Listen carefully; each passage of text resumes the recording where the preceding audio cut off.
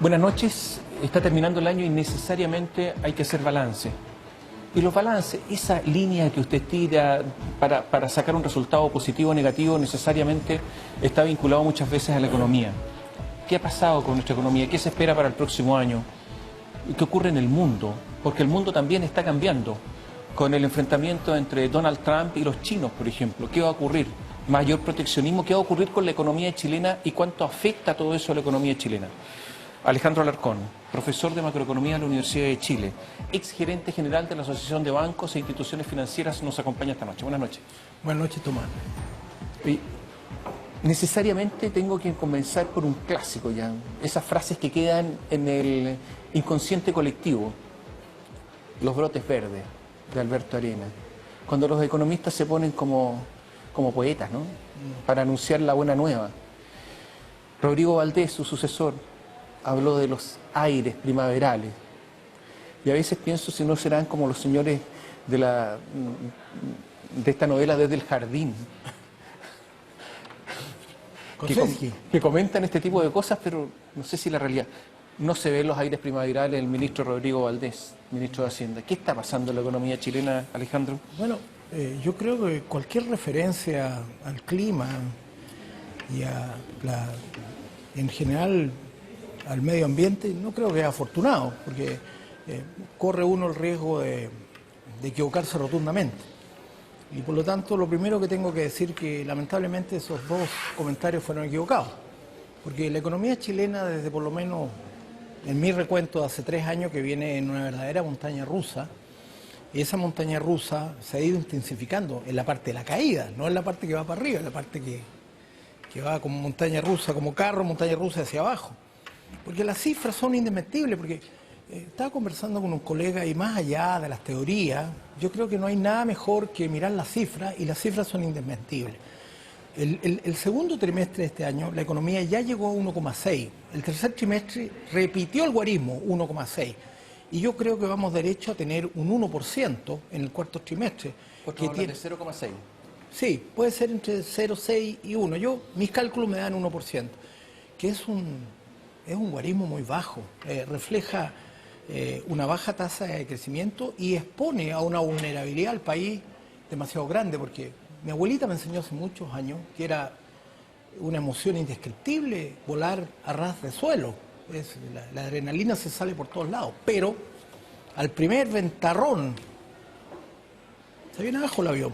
Pero a ver, ¿qué nos está pasando? Porque resulta que es fundamental en materia económica y en las autoridades económicas la confianza, credibilidad. O sea, cada vez que están errando, claro, todos empezamos a perder la confianza en ellos. Aires primaverales no se produjeron. Los brotes verdes, ¿para qué decir? Se pasmaron. Esos brotes nunca crecieron. Pero yo veo el IMASEC de julio, por ejemplo, el peor de los últimos 7 años, el de julio. El de julio. Julio. Después veo el de octubre, la primera caída también en 7 años, la contracción de la economía. Entonces yo me pregunto, ¿qué nos pasa? ¿Por qué los ministros de Hacienda, este ministro de Hacienda se equivoca tanto? Si él había dicho aires primaverales, pero el aire primaveral no es cuando la economía se jibariza. No. ¿Por qué se equivoca tanto? ¿Qué le pasa al ministro? Bueno, yo creo que aquí en este país, y lo acabas de decir tú, Tomás, la confianza está fallando. Hace muchas décadas atrás, Keynes, el famoso economista, nos enseñó que muchas veces las variables económicas no incidían en la recuperación de la actividad y que había un ambiente o había un ánimo, él le llamó los animal spirit, los espíritus animales, que se traducen en las malas expectativas y por lo tanto en la incertidumbre y en la falta de confianza para seguir adelante. Aquí, desde hace 3 años por lo menos, la inversión va en picada al suelo. Y hemos aprendido también en teoría económica y que se evidencia en la práctica con Robert Solow que las fuentes del crecimiento están en la inversión y en la productividad. Si quieres después hablamos de la productividad, pero si no hay inversión no va a haber crecimiento. Si la inversión continúa cayendo en la economía, como hemos visto en los últimos 3 años, no va a haber crecimiento y eso es lo que explica que cada vez vamos a una meseta más baja. Estuvimos en un 2,5, después pasamos a un 2, después yo he bautizado la meseta del 1,5% Y si me apuran un poco, si seguimos así, pronto llegaremos a 1. O sea, es una gradiente que se va bajando cada vez más sin que haya una capacidad, un discurso. Alejandro, ¿por qué no se cumplen las previsiones del ministro? Porque falla el discurso en el convencimiento o en las señales hacia el sector privado. En un país, cuando el sector privado no está convencido de que tiene que volver a invertir, de que tiene que volver a contratar gente, de que tiene que ponerse la camiseta para empezar de nuevo el proceso de producción, es muy difícil que la economía se reactive. El ahorro nacional, por primera vez desde que hay mediciones, cayó bajo el 20%. Así es. Por primera vez. La inversión, en términos de línea de tiempo, es la mayor caída de los tiempos en la unidad popular, en la inversión. La deuda pública está aumentando a un ritmo de un 20% anual. Yo creo que ese ritmo no lo aguanta el país. No, hay una regla básica en macroeconomía. Oye, pero es que todas las cifras son malas. Y resulta que la Presidenta de la República había dicho, y eso fue un compromiso, una promesa, que los gastos estructurales iban a tener como contrapartida ingresos estructurales. Eso tampoco se produjo, por eso está aumentando la deuda pública. Eso parece que tampoco se va a cumplir. Entonces, ¿sabes lo que pasa? Es que no entiendo nada. ¿Por qué no me explica por qué pasa todo esto? Eso es lo que no entiendo. De la manera más sencilla. Todo se explica por la caída del producto, la caída en el crecimiento, la desaceleración de la economía explica todas tus preguntas. Si no hay crecimiento, no hay recursos para que aumente el consumo, no hay recursos para que aumente el ahorro. Si el crecimiento decae y se desacelera, no hay posibilidades de cumplir con las promesas que hizo la Presidenta respecto a la cantidad de bienes públicos que ofreció cuando fue elegida.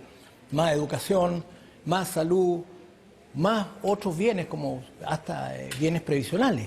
Entonces lo que tenemos finalmente es una situación en que las promesas no se cumplen porque no es capaz el país de seguir creciendo. ¿Por qué Chile es el país que crece menos de todos los países de la Alianza del Pacífico? Porque se han cometido muchos errores.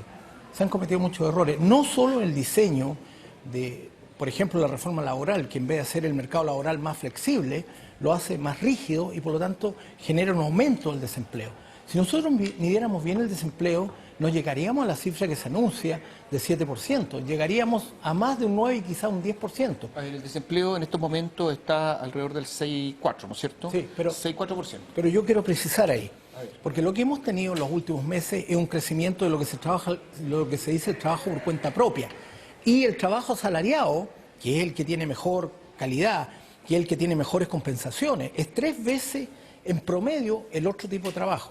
Entonces, al final, la precariedad hace que la gente tenga peor calidad de vida con ese desempleo. A ver, el 98% de los trabajos creados fueron por cuenta propia en el último trimestre. Claro. Y si quieres en tasa de crecimiento, en la dinámica, más de 7% crece el trabajo por cuenta propia y el asalariado no crece. O sea, ¿podríamos sostener que son personas que despidieron y que están intentando trabajar por sí mismas en un emprendimiento a veces muy precario y por lo tanto se consideran empleo? Yo creo que esa hipótesis es muy realista. ¿Ah? Hay mucha gente la promesa del gobierno de empleos de calidad se fue al carajo con todo esto. Se fue al carajo. Se fue al carajo. Porque la desesperación la gente, y muchos, si un ciudadano tira una mantita en medio del Paseo Humada y vende cositas de plástico, solo tiene que estar 2 horas a la semana para que las estadísticas lo indiquen como empleado. Según el Instituto Nacional de Estadísticas, ¿cuánto hay que trabajar en un mes para estar empleado? ¿En un mes? En un mes. ¿Cuánto? 2 horas. 2 horas. 2 horas. Cuando se hace la encuesta, le preguntan, ¿usted cuánto ha estado trabajando en esto? 2 horas, categoría. En cualquier empleo. En cualquier cosa. Cualquier empleo.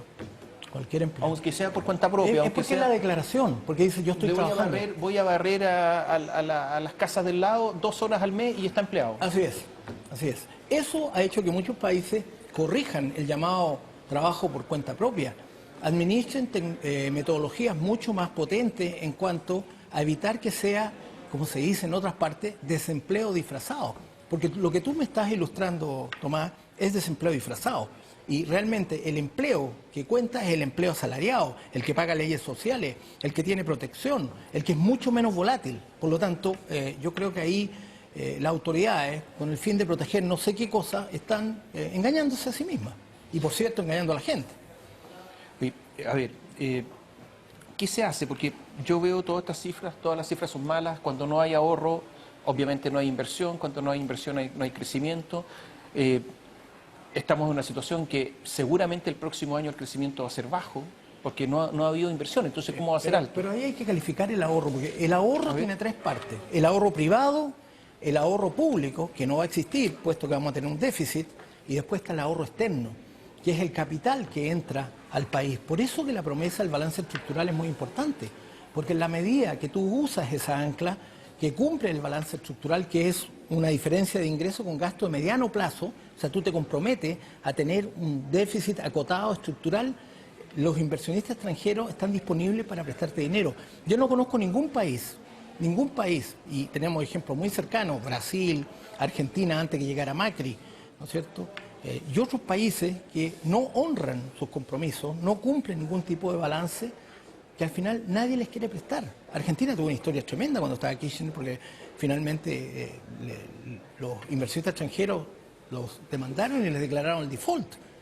Por lo tanto, es muy importante para un país que el inversionista extranjero vea que cumple al menos la estructura del presupuesto de la nación en un balance estructural. Es decir, que los ingresos estructurales menos los gastos estructurales pueden ser a lo más, como dice acá el compromiso, un menos 1% del Producto Interno Bruto. A ver, pero Chile se comprometió a un equilibrio estructural en algún momento.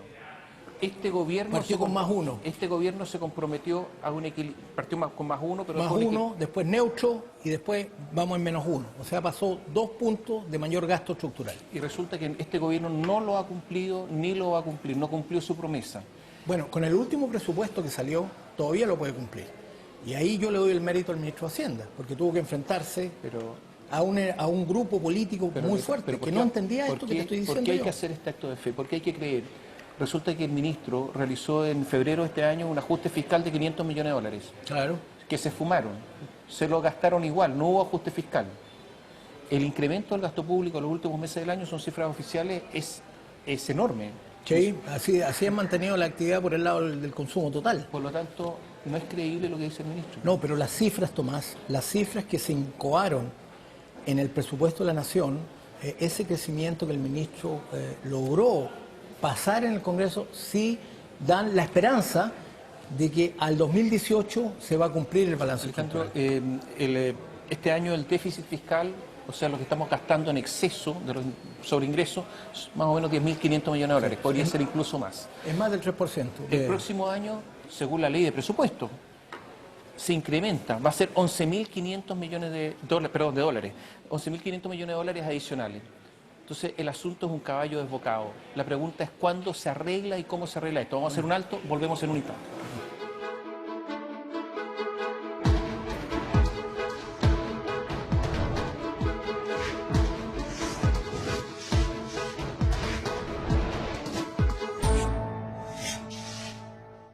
La pregunta quedó pendiente, Alejandro Alarcón, el economista Alejandro Alarcón.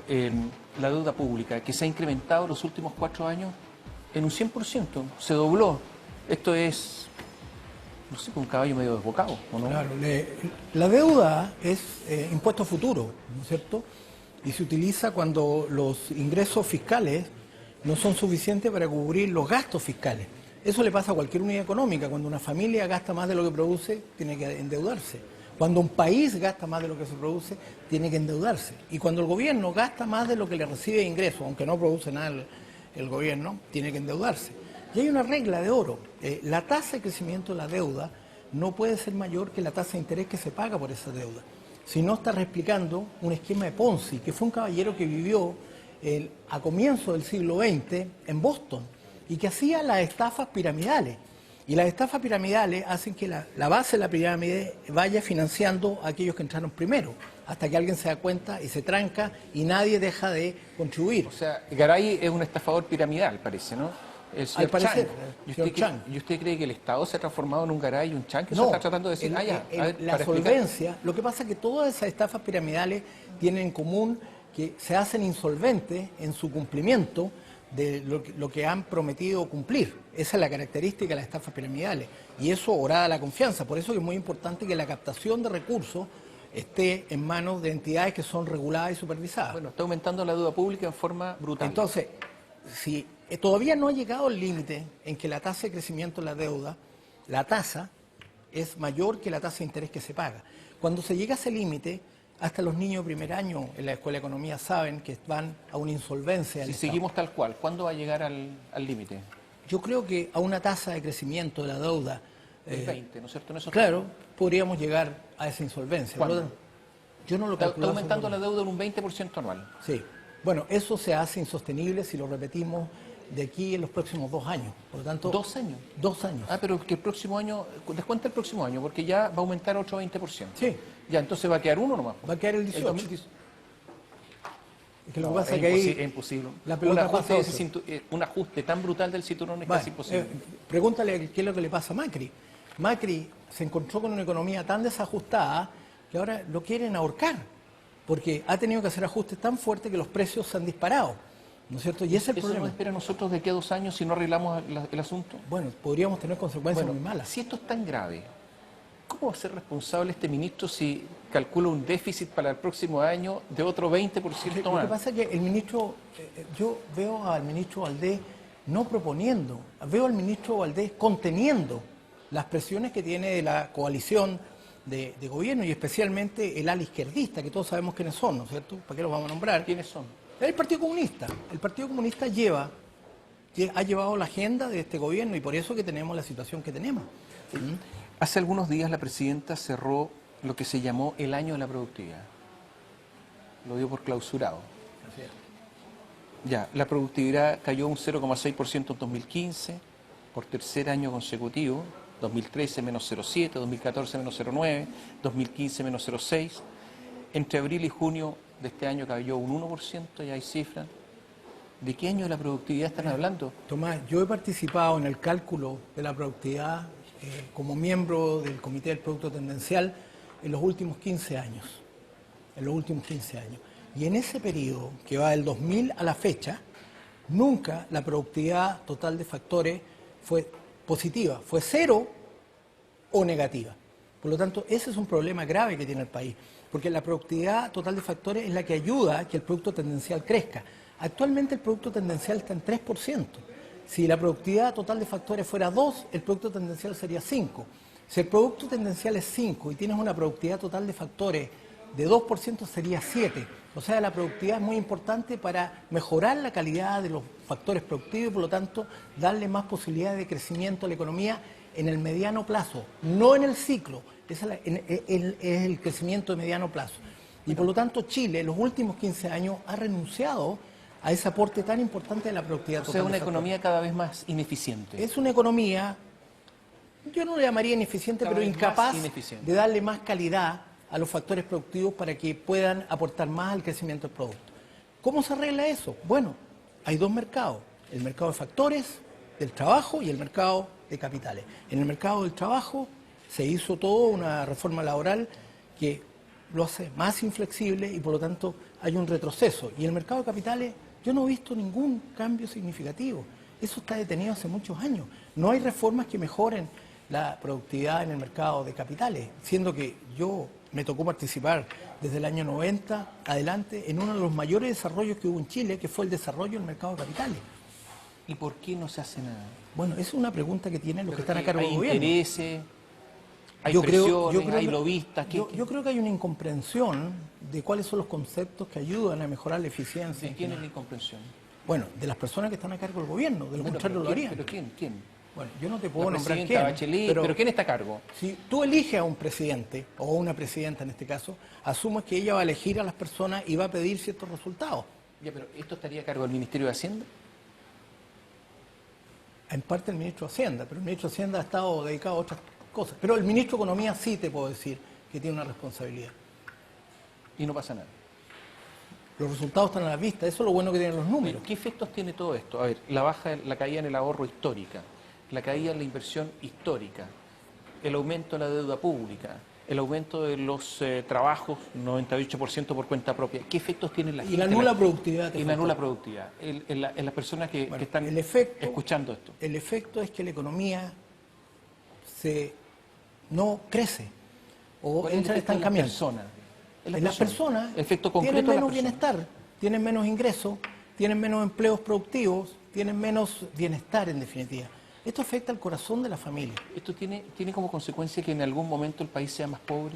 Pero por supuesto, así como el crecimiento ha ayudado a Chile en los años anteriores a llegar a una cifra históricamente baja de la pobreza, cuando tú vas en dirección opuesta, tiendes a aumentar la pobreza. ¿Cómo se explica que el programa de gobierno no ponía acento, no puso acento en el crecimiento? No lo puso. Qué sé yo, andaban todos con el libro de Thomas Piketty bajo el brazo, pero el señor ese Piketty dice que hay que crecer, lo dice en el libro, pero como que ese capítulo se lo saltaban. ¿Cómo es posible que economistas, colegas suyos, resulta que no le interesó el crecimiento? Y una serie de economistas, los economistas de nueva mayoría, de hecho, Sí. todos. Yo creo que es un error, craso error que ha cometido la nueva mayoría al no considerar el crecimiento. Yo mismo se lo dije al ex ministro de Hacienda. ¿A quién? Al ministro Arena, se lo dije. A los pocos días que, porque como era un colega de la Chile, invitó a un grupo de profesores y yo se lo dije. Se lo dije, pero ¿Y qué dijo? no dijo nada, agradeció la acotación nomás. Pero claramente es el problema. Fíjate, Tomás, que si el producto sigue creciendo tan bajo, va a llegar un momento que el per cápita va a empezar a caer. Porque la tasa de crecimiento de la población es un poco más del 1%. Y si la tasa de crecimiento del producto baja el 1%, el producto per cápita va a caer porque está creciendo la población más rápido. O sea, vamos a ir para atrás. A ver, ¿hay que bajar la tasa de interés por parte del Banco Central? No estoy de acuerdo en este momento. Porque por lo que decía Keynes, de animal spirit, lo que pasa es un problema de expectativa, es un problema de incertidumbre. La tasa de interés no le hace ni cosquilla al principal problema que tenemos en estos momentos para crecer, que es la falta de ¿Qué inversión. efecto va a tener en Chile el futuro proteccionismo del gobierno norteamericano, es muy grave. de Donald Trump? Las peleas que, o sea, ya está claro, la disputa entre Trump y los chinos, ¿qué efectos económicos tienen para la economía chilena? Chile es una economía pequeña y abierta al mundo. Y por lo tanto, cuando el mundo empieza a ser más complicado, Chile también se complica. El proteccionismo va a llevar a que el comercio de Chile, con el principal socio comercial que es Estados Unidos, disminuya.